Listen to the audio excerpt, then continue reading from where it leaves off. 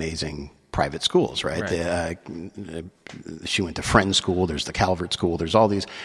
But I think there's some folks out there that act like, and by the way, there's a lot of competition for that, right? Mm-hmm. There's all these, you can choose which one of these really expensive premier schools you're going to send your kid to. I think it's different. And again, I'm not an educator, right? And I struggle with that whole education thing and I always have, right? So she's got that background and she's got a more critical eye and she's a teacher and I'm looking at it going, even together we talked about it, I said, but I think some of these schools to be considered really good, they just have to be better than the public schools. And then they could command this big amount of money that people in that area have, right? It's a really affluent area up there and people make tons of money. Mm-hmm. So they will pay that $20,000 or $30,000 a year just to keep their kids out of that public school. Wow. At the end of the day, I'm looking at it going, wow, well, that public school is basically, if it's a bad one, it's like daycare. Parents just drop them off and they come pick them up and who knows what they learn. And you would hope in some areas and some of the other neighborhoods, they're a little better than that. But then all you got to do to run a private school and get $30,000 from somebody is to say, it's not that. And so I was looking at it going, there's nothing in my mind that you can teach second and third graders that was worth $20,000 or $30,000 a kid. Right. I just couldn't, unless it is, of course, I'm keeping them safe out of this really bad environment that they would be in otherwise. Right. And of course, everybody wants that. And I think that's where we were. Well, gee, I don't want them in not that they were in an unsafe neighborhood or anything, but like I said, education has always been important to Amelia. Yeah. And maybe if, again, she came from a family that both of her parents have advanced degrees, right? Her father was a doctor, a surgeon. Her mom, I think, has a master's. All of her sisters, again, it was not an option for them to think, no, college isn't for everybody. This was, at least the first 4 years are, and what you do after that, you can go to graduate school, and I think they all did, or most of them anyway. It sounds like my family. Yeah, I figured. Maybe that's a little East Coast thing, too, that I don't, because you grew up in Pennsylvania, right? Yeah. I never thought of it as East versus West or anything like that, but I will say, I don't know. I definitely will say that there is a personality kind of thing, like East Coast versus West Coast. Like my friends that I have now, including my wife, that are all like West Coast raised, seem to have the skill of reading a room much better than myself and any of my friends that are from the East Coast. We all insert ourselves into a room. So we come into an environment and we're like, here's this environment now plus me. Yeah. Whereas like my best buddy Tyler or my wife, they'll come into a room and say, what's going on here? They'll survey that first. Let me find out what's going on here. Do I want to be a part of it? And if so, how? That's really cool. Yeah. So it's far more nuanced, but I'm trying to think. It's hard for me to think of anyone that I met that's from the West Coast that has that East Coast mindset, if there is such a thing. Yeah. But, I definitely have friends that are from the East Coast that are a little bit more laid back, but I would say pretty much all of them are the kind that will insert themselves into a situation. Well, you know what? It's funny you say that because I could see you doing it. I've definitely seen Amelia do this too, right? Where she's going to insert herself in, and she's not shy, and she gets along with just about everybody in a group like that. And I think we've even talked about it before. You might appear shy when you're taking that survey, when you're reading the room, right? Right. And as you just said, I think what really grabbed me is when you said, hey, I see what's going on. Maybe if it's kind of dull, then I'm, as opposed to somebody who might come in, especially like with your energy or like I've seen her, I'm going to insert myself and here I am. Right. And I think maybe sometimes because you're doing that, maybe now there is something going on, right? Didn't happen until you got there. Everybody else was so busy surveying and nobody, Right. I definitely, I think about it in that way. I'm like, I come in, when I approach like an evening of activities, I'm like, let's make it happen. Yeah. Like it's like my modus operandi is to make it happen. Yeah. Whereas, say, I would say like my wife or, a lot of my friends, especially from the West Coast, are all like, let's see what happens.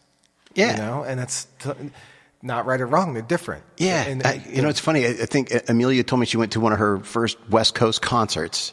I think she said it was U2, and it was either the Hollywood. No, it was in, it wasn't Santa Barbara Bowl, I don't think. Anyway, she was living in Santa Barbara. Somebody got her tickets to go see U2. It was probably Santa Barbara Bowl, though. And she said everybody was sitting the whole night. And, nobody wants to be, in a lot of situations, nobody wants to be that first person that gets up. And I think that's why, apart from a few beverages or some other kind of form of courage that people don't care. And now they practice the subtle art of not giving, right? And they want to get up and shake it. And at almost every concert, somebody's dancing somewhere.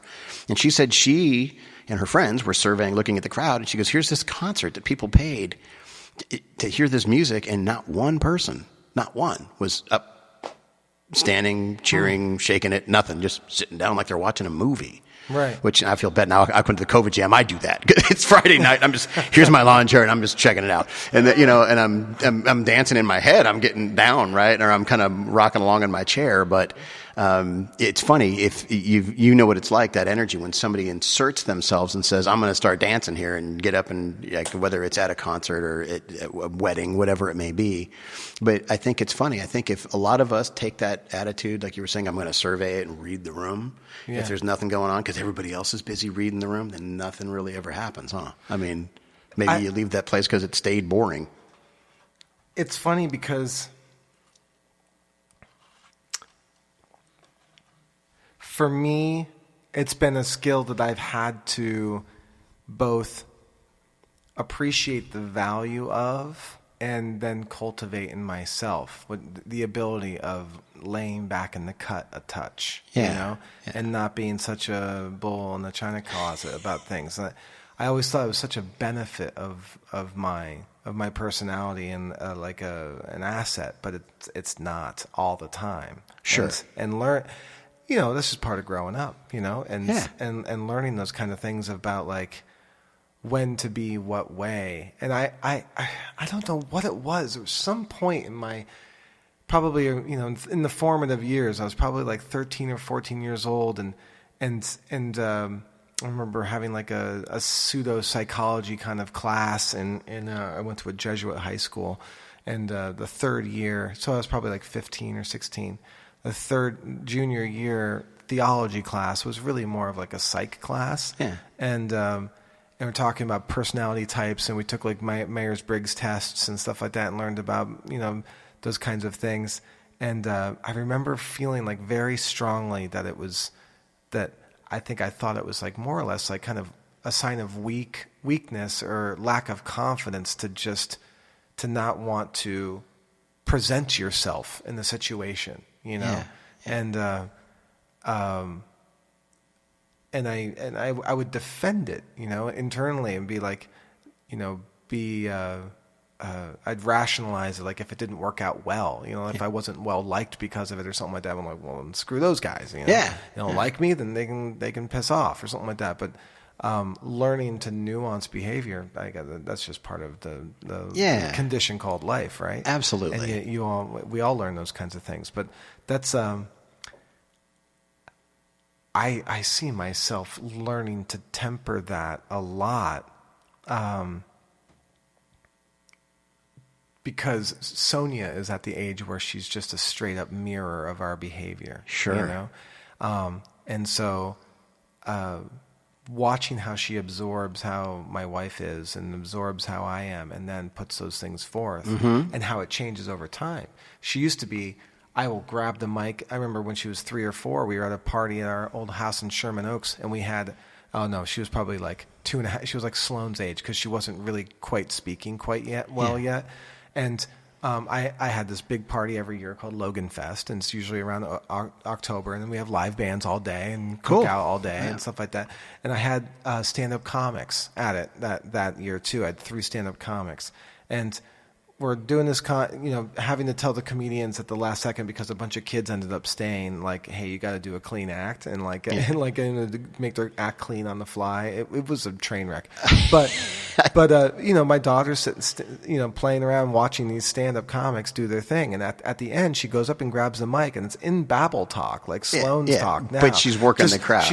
She's literally holding the mic stand like a comic and going like this with her hand and me ba ba ba ba ba ba ba ba ba. ba ba ba ba ba, and then she'll stop and she goes, yay, and like hands up, and awesome. Everyone just starts laughing, and she just claps for herself. That's awesome. And then she just keeps on going, and she did that for like 3-4 minutes. Yeah, in like this whole Babble Talk stand-up routine. People were like knee slapping on the ground. But as you mentioned, they're going to collect that information, right? Right. I see what Dad's doing. I see what let me try that on. Let me try it on and see how it fits. And now I ask her if she wants to sing a song or something. She's no, I don't want to do that.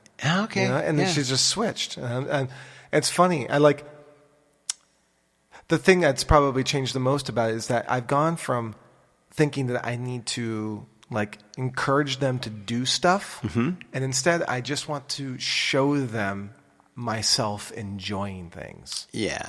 And I think that if they just see me having a good time doing this, and playing music with friends and different things like that, and everyone's having a great time, then they'll gravitate towards music.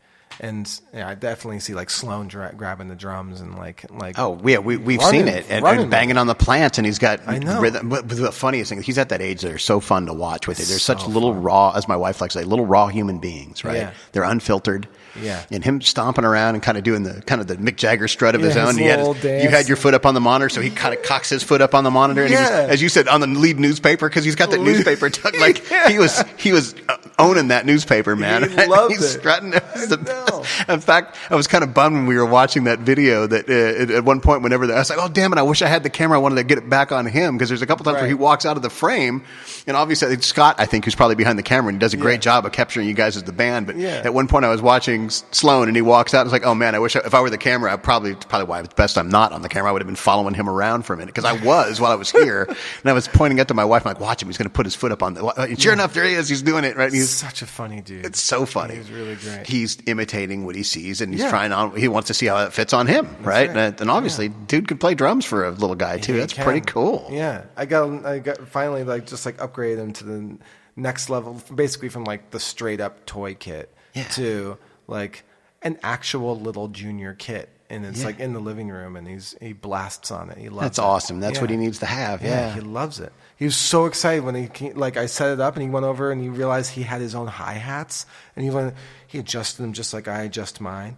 and he sits down and starts playing them.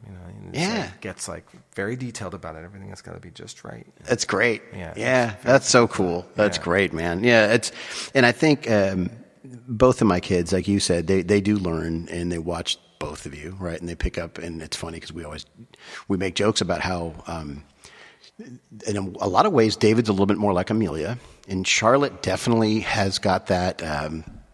She could have written that book too, and she also knows how to negotiate really well, right? And she negotiates with me, and I try not to let that happen. I'm proud of her when she can do that, but then I realize when she's working some kind of a deal out with me, and my wife will look around and she'll go like, "No, you should not be." And I'm like, "Oh, it's a fine line, right?" At one point, but like you said, at one point, I like watching her learn what she's going to do, and it's because, like I said, the music thing, both of them, or performance. I guess I could see Charlotte being more towards that. Like I said, the puppeteering, comedic timing, she's great at it. She could be a great musician too. But it's funny how I think David was a little older maybe than Sloan, maybe he's 5 or 6. We were camping, and he had at one time he got a little harmonica, and he really did figure out how to blow into that thing and draw back on it and play harmonica and accompany me on the guitar. And as they were both playing piano at an early age, but people would sing. You start playing something at a campfire, and somebody knows that they would sing.